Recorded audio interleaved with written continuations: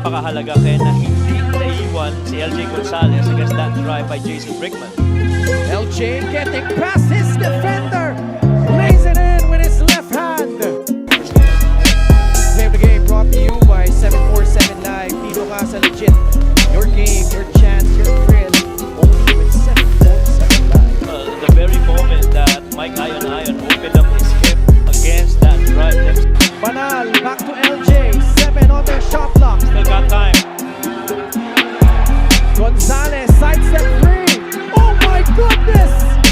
LJ Gonzalez! How about this time right here? He had 7 on the clock. He knew the time that he had left. He was up against Mike Ayon. Little step to that left side, creating enough space to lift for that lead 3. Showing us why he is arguably the top point guard in the league this season. LJ Gonzalez, shot clock winding down, knocks down a big time 3. And Campanal, LJ puts on the Jets high off the glass and in. Gonzalez working on Brickman, facing a double team, skip back.